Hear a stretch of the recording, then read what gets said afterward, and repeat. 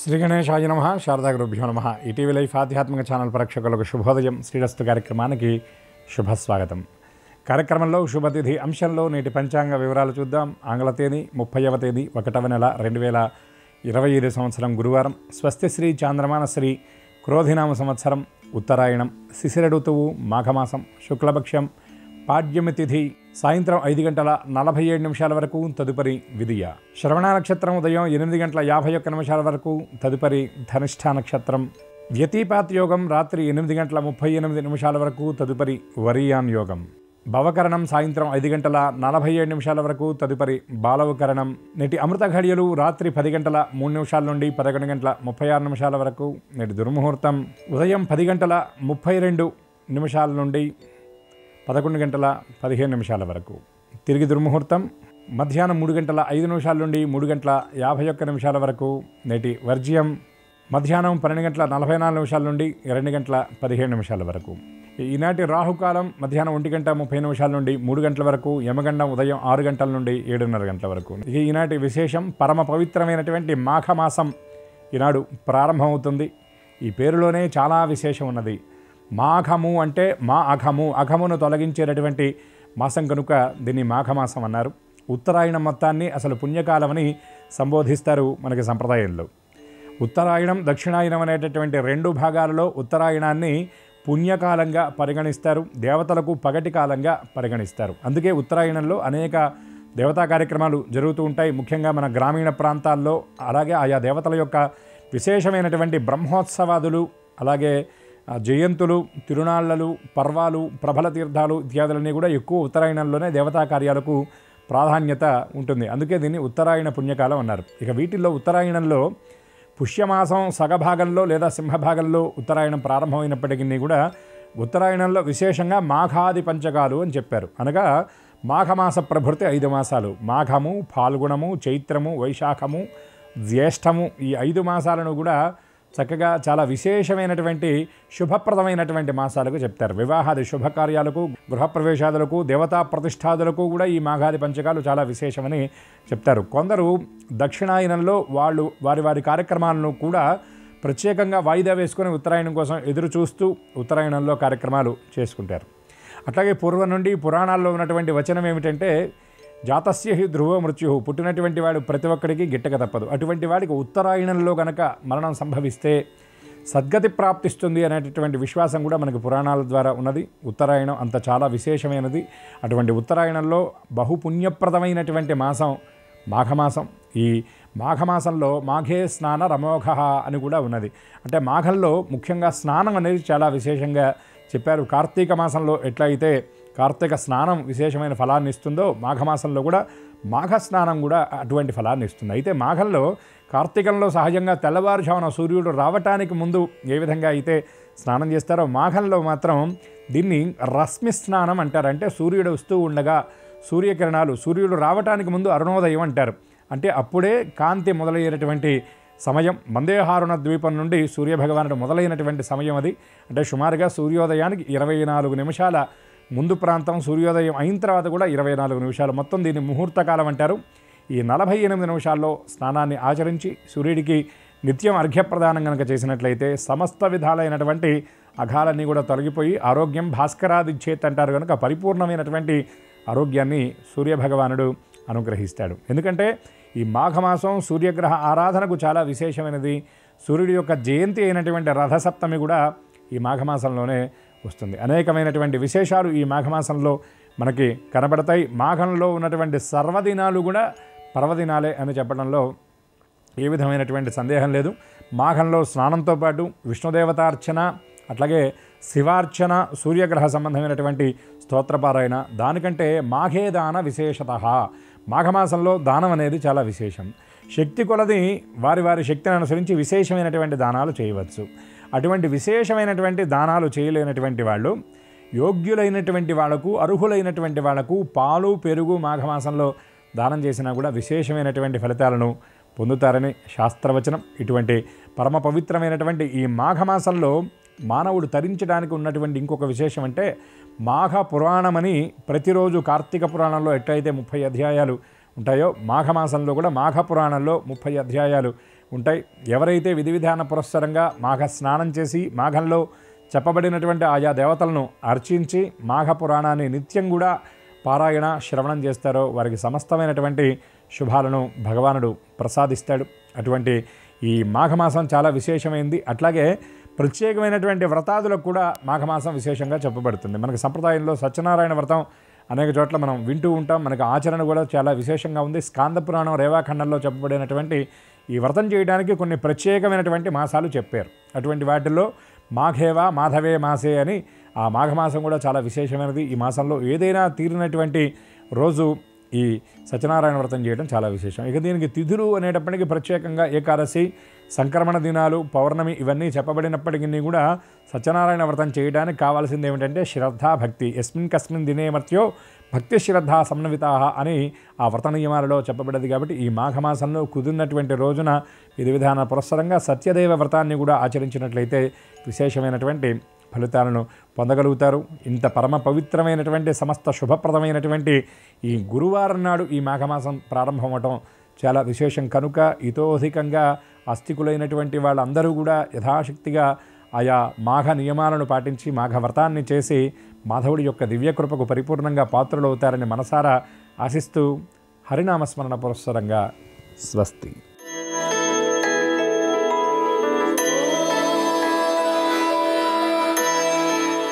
ETV life ఆధ్యాత్మిక channel ప్రేక్షకులందరికీ నమస్కారం.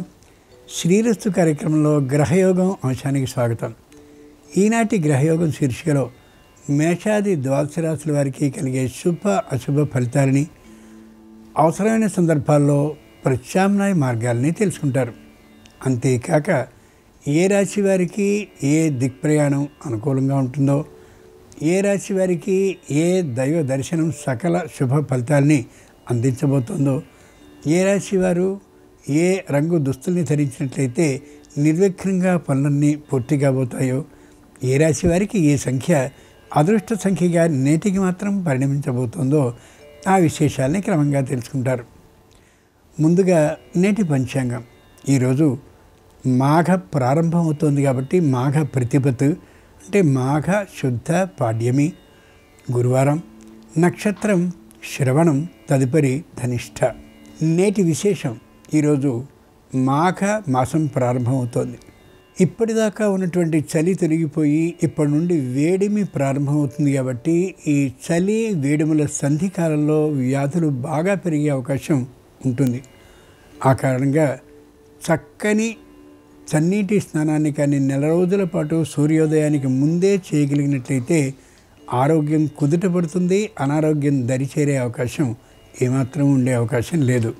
ముఖ్యంగా నువ్వుల వాడకాన్ని ఆహార పదార్థాల్లోనూ అలాగే ఒంటికి ఆ పొడిని పట్టించుకుని కొంతసేపు నాని స్నానాన్ని చేయడం చాలా చాలా అవసరం అని ధన్వంతరి మహాశయుడు తెలియచేస్తున్నాడు. ఇక నేటి గ్రహస్థితిని పరిశీలన చూస్తే వృషభంలో గురుడు వక్రీకరించి ఉన్నాడు, మిథునంలో కుజుడు కూడా వక్రీకరించే ఉన్నాడు, కన్యలో కేతు ఉన్నాడు, రవి చంద్ర బుధులు మకరంలో ఉంటే, శని కుంభంలో ఉంటే, మీనంలో శుక్ర రాహువులు ఉన్నారు. ఈ గ్రహస్థితి ఆధారంగా ద్వాదశ రాశుల వారి శుభ అశుభ ఫలితాలని క్రమంగా పరిశీలించి చూద్దాం. ముందుగా మేషరాశి.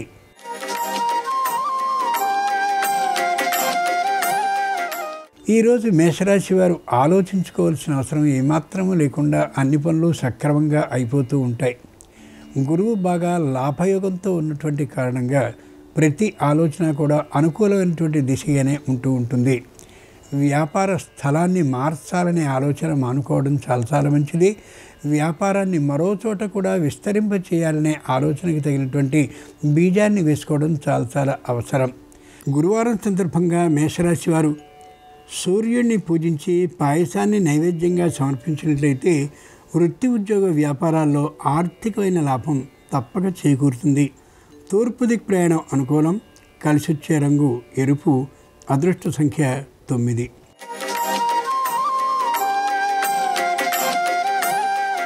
ఈరోజు వృషభ రాశి వారి ఫలితాలని పరిశీలించి చూస్తే పొరపాటున ఎన్నెన్నో ఇబ్బందులు కలిగించుకునేటువంటి అవకాశం ఉంటుంది. కాబట్టి ప్రతి విషయాన్ని యథా ఆలాపంగా చేసేయడం కాకుండా దాని మీదే దృష్టి పెట్టి చేసుకోవడం చాలా చాలా అవసరం.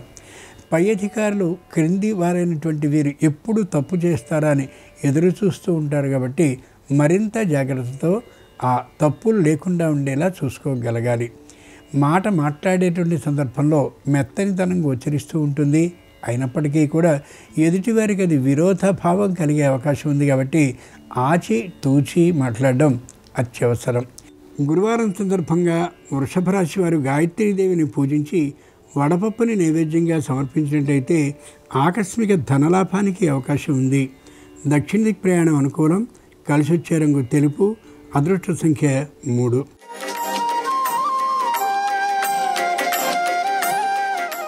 ఈరోజు మిథున రాశి వారి ఫలితాలని పరిశీలించి చూస్తే తప్పక పొదుపుని పాటించవలసిందే. లేని పక్షంలో ఎక్కువ మొత్తం ఖర్చయి అప్పు చేయవలసిన అవసరం ఏర్పడవచ్చు. నూతనంగా ఒక ఇంటిని కొనుక్కోవాలనేటువంటి ఆలోచనలతో సతమతం అవుతూ కనిపిస్తారు. రుణాన్నే కానీ తీసుకోవాల్సి వచ్చినట్లయితే ప్రభుత్వ రంగ సంస్థ నుండి తీసుకోవడం మంచిది తప్ప తాము చేస్తున్న ఉద్యోగ స్థలం నుండి మాత్రం రుణాన్ని తీసుకోవడం ఏమాత్రము సరి కానే కాదు. ఇతర ప్రదేశాలకి బదిలీ కావాలనేటువంటి ఆలోచనే కానీ ఉన్నట్లయితే ఆ ఆలోచనని తాత్కాలికంగా వాయిదా వేసుకోవడం ఉత్తమం. గురువారం సందర్భంగా మిథున రాశి వారు సరస్వతీదేవిని పూజించి బెల్లపు పరమాన్నాన్ని నైవేద్యంగా సమర్పించినట్లయితే అనుకున్న కళాశాలలో తప్పక ప్రవేశం లభిస్తుంది. ఆర్థికమైన లాభంతో పాటు పశ్చిమ దిక్ ప్రయాణం అనుకూలం. కలిసి వచ్చే రంగు నీలం. అదృష్ట సంఖ్య 5.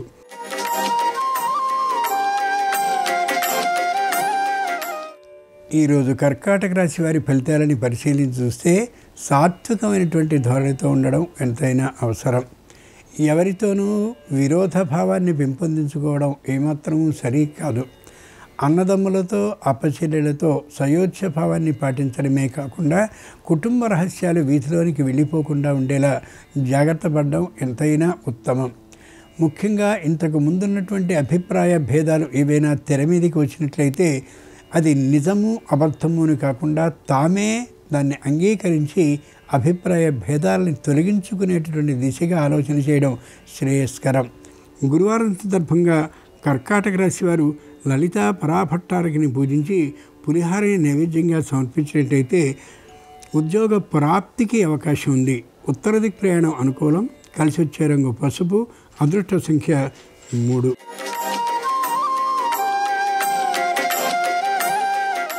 ఈరోజు సింహరాశి వారి ఫలితాలని పరిశీలించి చూస్తే దూకుడుతనంతో ఉంటారు. చేసినటువంటి రుణాలన్నింటినీ తీర్చేటటువంటి ఆలోచనతో ఉంటారు. కుటుంబం అంతా ఏకవాక్యత ఏకాభిప్రాయ సాధన చేసుకోగలుగుతారు. ఆర్థికమైనటువంటి లోటు స్పష్టంగా కనిపిస్తూ ఉంటుంది. అయితే ఏ విధమైనటువంటి ఇబ్బంది అలాగే రుణదాతలైనటువంటి వారి నుండి ఒత్తిడి కలగదు. అయినప్పటికీ కూడా కలుగుతుందనే అభిప్రాయంతో ముందు చూపుతో వ్యవహరించడం ఎంతైనా అవసరం. గురువారం సందర్భంగా సింహరాశి వారు హయగ్రీవుని పూజించి దధ్యోదనాన్ని నైవేద్యంగా సమర్పించినట్టయితే నూతన ఉద్యోగ లాభం కలిగే అవకాశం ఉంది. ఈశాన్య దిక్ ప్రయాణం అనుకూలం. కలిసి వచ్చే రంగు తెలుపు. అదృష్ట సంఖ్య 2.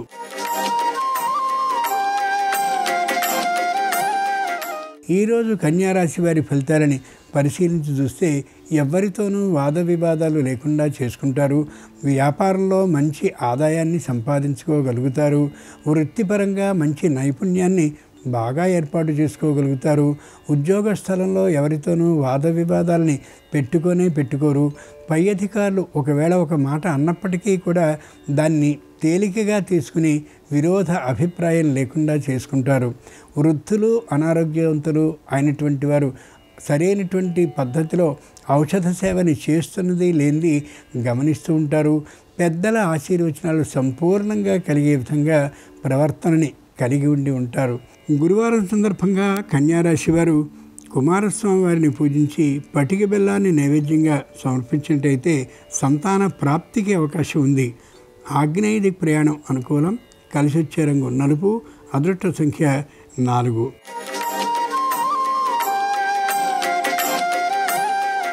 ఈరోజు తులారాశి వారి ఫలితాలని పరిశీలించి చూస్తే రోజంతా దాదాపుగా చిర్రుబుర్రులాడుతూనే ఉండే అవకాశం కనిపిస్తోంది.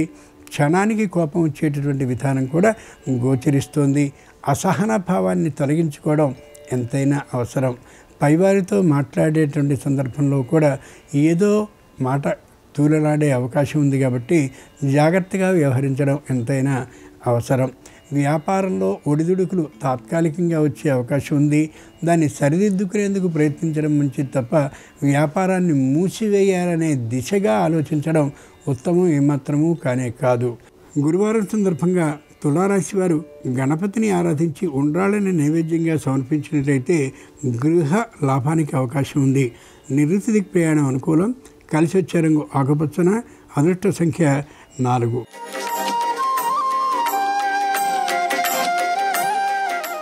ఈరోజు వృశ్చిక రాశి వారి ఫలితాలని పరిశీలించి చూస్తే నల్లేరు మీద బండిలాగా సాగిపోతుంది. ఈరోజు ఆర్థికమైనటువంటి నష్టం ఏమాత్రమూ లేకుండా వ్యాపారంలో మంచి లాభాలు వస్తాయి.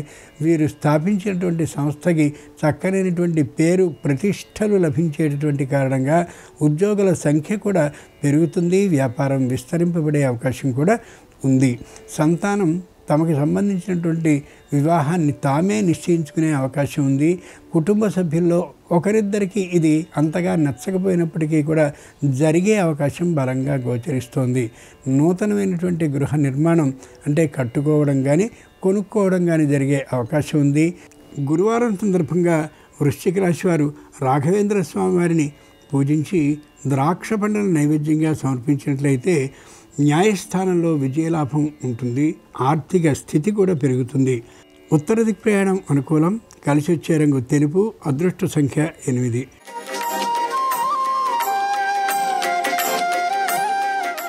ఈరోజు ధనురాశి వారి ఫలితాలని పరిశీలించి చూస్తే ఏ విషయంలోనూ కూడా తొందరపాటు నిర్ణయం సరి కానే కాదు. ముఖ్యంగా ఎదుటివారు చెప్పేటటువంటి ఆ ఆలోచనల్ని, సలహాలని, సూచనల్ని పాటించడం ఏమాత్రం ఉత్తమం కాదు.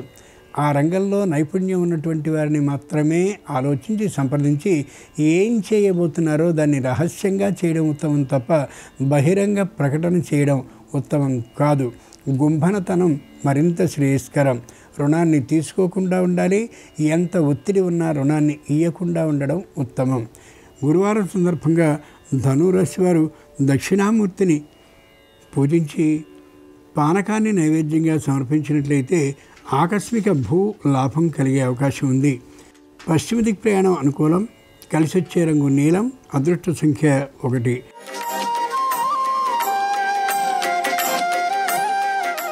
ఈరోజు మకర రాశి వారి ఫలితాలని పరిశీలించి చూస్తే ఆర్థికమైనటువంటి లాభం కలుగుతూ ఉంటుంది.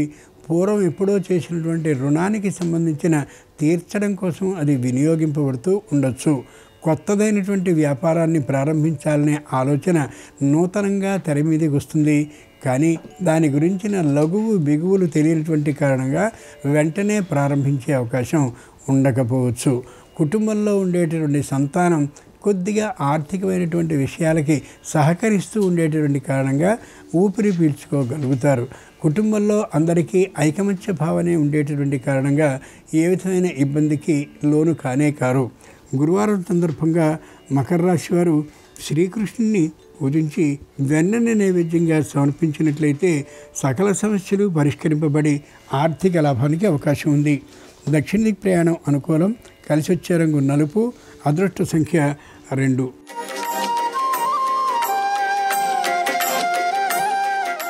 ఈరోజు కుంభరాశి వారి ఫలితాలని పరిశీలించి చూస్తే మానసికంగా ధైర్యంగా ఉంటారు.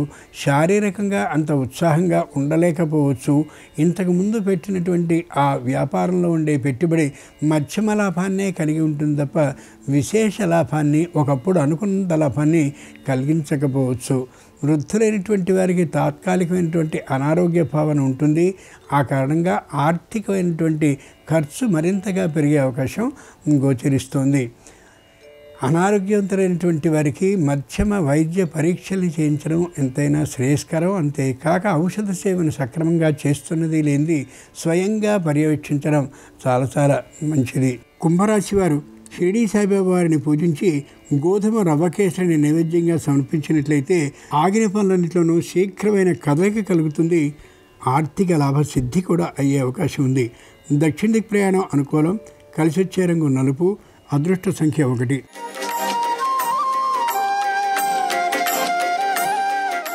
ఈరోజు మీనరాశి వారి ఫలితాలని పరిశీలన చూస్తే దృఢంగా ఉంటారు. ఏ విధమైనటువంటి మానసికమైన ఇబ్బందికి గురయ్యే అవకాశం ఉండదు. ప్రాథమికమైనటువంటి ఉన్నటువంటి విజ్ఞానానికి మరింత లౌకిక విజ్ఞానం కోసం సంపాదించడం కోసం విశేషంగా పుస్తకాలని చదువుతూ ఉంటారు, సదస్సుల్లో పాల్గొంటూ ఉంటారు, అనేకమైనటువంటి విషయ సేకరణని చేస్తూ కనిపిస్తారు. న్యాయస్థానంలో తప్పక విజయం లభించబోతోందనేటటువంటి పరమ ధైర్యంతో ఉంటారు. తమ వృత్తిపరమైనటువంటి ఆదాయం మొత్తాన్ని కూడా ముందు నాటికి ఖర్చు ఉంటుంది కదా అనే అభిప్రాయంతో భద్రత చేసి కనిపిస్తారు. గురువారం సందర్భంగా మీనరాశి వారు శ్రీ వీర వెంకట సత్యనారాయణ స్వామి వారిని పూజించి ఆవు పాలని నైవేద్యంగా సమర్పించినట్లయితే భూ లాభసిద్ధి అవుతుంది. తూర్పు దిక్కు ప్రయాణం అనుకూలం. కలిసొచ్చే రంగు ఎరుపు. అదృష్ట సంఖ్య 2. ఇవి ఈనాడు ద్వాదశ రాశుల వారికి కలిగే శుభ అశుభ ఫలితాలు. ఈరోజు గురువారం అయినటువంటి సందర్భంగా దత్తాత్రేయ స్వామి వారి సంపూర్ణ అనుగ్రహం సర్వరాశుల వారికి కలగాలని హృదయపూర్వకంగా ప్రార్థిస్తూ స్వస్తి. ఈ రోజు నుంచి మాఘమాసం ప్రారంభమవుతుంది. ఈ సందర్భంగా ఎలాంటి సులభమైన పరిహారాలు పాటించడం ద్వారా సమస్త శుభాలను సిద్ధింపజేసుకోవచ్చో నేటి పరిహారాలు పరిష్కారాలు అనే అంశంలో పరిశీలిద్దాం. మాఘమాసము అంటే శ్రీమన్నారాయణమూర్తికి ప్రీతిపాత్రమైన మాసం. ఈ మాసంలో విష్ణుమూర్తి జల రూపంలో ఉంటాడు. కాబట్టి తెల్లవారుజామున ఈ మాసంలో నదీ స్నానం చేస్తే ఉత్తమ ఫలితాలు కలుగుతాయి. అయితే నదికి వెళ్ళి స్నానం చేయలేని వాళ్ళు ఎవరైనా సరే గృహంలోనే తెల్లవారుజామున చన్నీటితో స్నానం చేస్తూ ప్రయాగ ప్రయాగ ప్రయాగ అని 3 సార్లు అనుకోండి. ఎందుకంటే మాఘమాసంలో త్రివేణి సంగమంలో ప్రయాగలో స్నానం చేస్తే కొన్ని వేల రెట్లు విశేషమైన ప్రయోజనాలు చేకూరుతాయని పద్మపురాణంలో చెప్పారు. అయితే ప్రయాగలో స్నానం చేయలేని వాళ్ళకి, దగ్గరలో ఉన్న నదికి వెళ్ళి నదిలో స్నానం చేయలేని వాళ్ళకి ప్రత్యామ్నాయం ఏంటంటే ప్రయాగ అని స్మరించుకుంటూ స్నానం చేయండి. దానివల్ల చాలా వరకు ప్రయాగలో స్నానం చేసిన ఫలితాన్ని మానసికంగా సిద్ధింపజేసుకోవచ్చు. అలాగే మాఘమాసం అంటేనే దానానికి ప్రాధాన్యత ఉన్నటువంటి మాసము. కాబట్టి మాఘమాసం సందర్భంగా గొడుగు కానీ పాదరక్షలు కానీ దానం ఇస్తే చాలా మంచిది. దుప్పట్లు దానం ఇచ్చిన, కంబళి దానం ఇచ్చిన విశేషమైనటువంటి శుభ ఫలితాలు కలుగుతాయి. అలాగే ప్రధానంగా పద్మపురాణం ప్రకారం 5 రకాలైనటువంటి దానాలను మాఘమాసంలో చెప్పారు. అన్నదానం, వస్త్రదానం, గోదానం, తిలదానం, శయ్యాదానం అని 5 రకాలైన దానాలు మాఘమాసంలో చేయటం ద్వారా అద్భుతమైన ఫలితాలు కలుగుతాయని పద్మపురాణంలో చెప్పారు. కాబట్టి ఈ మాసంలో వీలైనప్పుడల్లా అన్నదానం చేయండి, కర్మ ఫలితాల తీవ్రతను తగ్గింపజేసుకోవచ్చు. వస్త్రదానం చేయండి, గ్రహాలను సులభంగా ప్రసన్నం చేసుకోవచ్చు. వస్త్రదానం చేస్తే ధనపరంగా కలిసి వస్తుంది. అలాగే ఈ మాసంలో నువ్వులు దానం ఇస్తే చాలా మంచిది. ఈ మాసంలో ఎప్పుడైనా సరే ఒక పిడికెడు నల్ల నువ్వులు దానం ఇస్తే ఆ పిడికెడు నల్ల నువ్వుల్లో ఎన్ని నువ్వులు ఉంటాయో అన్ని వేల సంవత్సరాల పాటు స్వర్గలోక ప్రాప్తి కలుగుతుందని పద్మపురాణంలో చెప్పారు. అలాగే ఈ మాసంలో గోదానం ఇస్తే చాలా మంచిది. అయితే గోవును దానం ఇవ్వలేని వాళ్ళు గోవు బొమ్మైనా దానం ఇవ్వవచ్చు. లేదా కొన్ని రకాలైన ప్రత్యేకమైన గోదానాలు ఈ మాసంలో చెప్పారు. ఆ ప్రత్యేకమైన గోదానాలు ఏంటంటే తెలగోవు, గుడగోవు, ఘృతగోవు, శాలిధాన్య గోవు, ఇలా రకరకాల గోదానాలు చెప్పారు. తెలగోవు అంటే ఒక పళ్ళెంలో నువ్వులు గోవు ఆకారంలో ఏర్పాటు చేసి దాని దానం ఇవ్వచ్చు. గుడగోవు అంటే బెల్లం అచ్చు గోవు ఆకారంలో ఏర్పాటు చేసి దాని దానంగా ఇవ్వచ్చు. అలాగే ఘృతగోవు అంటే ఆవు నెయ్యిని గోవు ఆకారం వచ్చేలాగా ఉంచి దానం ఇవ్వచ్చు. శాలిధాన్య గోవు అంటే వడ్లు గోవు ఆకారంలో ఏర్పాటు చేసి లేదా బియ్యం గోవు ఆకారంలో ఏర్పాటు చేసి దానం ఇవ్వచ్చు. ఇలా రకరకాలైన గోదానాల్లో ఏదైనా చేస్తే అద్భుత ఫలితాలు కలుగుతాయని పద్మపురాణంలో చెప్పారు. ఆ తర్వాత ఆఖరిది శయ్యాదానం అంటే మాఘమాసంలో మంచం దానం ఇస్తే చాలా మంచిది. దంపతుల మధ్య అనురాగం పెరుగుతుంది. కాబట్టి మాఘమాసం సందర్భంగా తెల్లవారుజామున చేసేటటువంటి చన్నీటి స్నానం కానీ ఈ ప్రత్యేకమైనటువంటి దానాలు కానీ విశేషమైన శుభ ఫలితాలు కలుగుతాయి. అలాగే మాఘమాసంలో వీలైనప్పుడల్లా శ్రీమన్నారాయణమూర్తిని పూజించడం, విష్ణు ఆలయంలో ధ్వజస్తంభం దగ్గర దీపాన్ని వెలిగించుకోవటం ద్వారా విశేషమైన శుభ ఫలితాలు కలుగుతాయి. ఈ మాసంలో తులసి కోట దగ్గర ప్రతిరోజు దీపం వెలిగించుకోవటం, తులసి కోటకు ప్రదక్షిణలు చేసుకోవటం ద్వారా కూడా సమస్త శుభాలను సిద్ధింపజేసుకోవచ్చు. అష్టాక్షరి మంత్రాన్ని ఈ మాసంలో ఎన్నిసార్లు చదివితే అంత అద్భుతమైన ఫలితాలు కలుగుతాయి. ఓం నమో నారాయణాయ మంత్రాన్ని ఎప్పుడూ మనసులో స్మరించుకుంటూ స్నానం చేసేటప్పుడు ఇంకా వీలైతే తులసి కోటలో ఉన్న మట్టి తీసుకొని కొద్దిగా శరీరానికి రాసుకొని ఆ తర్వాత స్నానం చేయటం ద్వారా కూడా శ్రీమన్నారాయణమూర్తి సంపూర్ణమైన అనుగ్రహానికి ప్రతి ఒక్కరూ సులభంగా పాత్రలు కావచ్చు. విష్ణుమూర్తికి ఎంతో ప్రీతిపాత్రమైన మాఘమాసం సందర్భంగా ఈ విధి విధానాలు పాటించడం ద్వారా జన్మజన్మల పాపాలన్నీ తొలగింపజేసుకోవడంతో పాటుగా గ్రహదోష తీవ్రతను తగ్గింపజేసుకొని సమస్త శుభాలను అందిపుచ్చుకోవచ్చు. అలాగే రేపు శుక్రవారం సందర్భంగా లక్ష్మీ కటాక్షం సంపూర్ణంగా కలగటానికి, శుక్రగ్రహ దోషాలన్నీ తొలగింపజేసుకోవటానికి ఎలాంటి ప్రత్యేకమైన పరిహారాలు పాటించాలో రేపటి పరిష్కారాలు అనే అంశంలో పరిశీలిద్దాం. నమస్కారం. ఈ కార్యక్రమాన్ని తిరిగి చూడాలనుకుంటే www.youtube.com/ETV Life Spiritual లో చూడవచ్చు.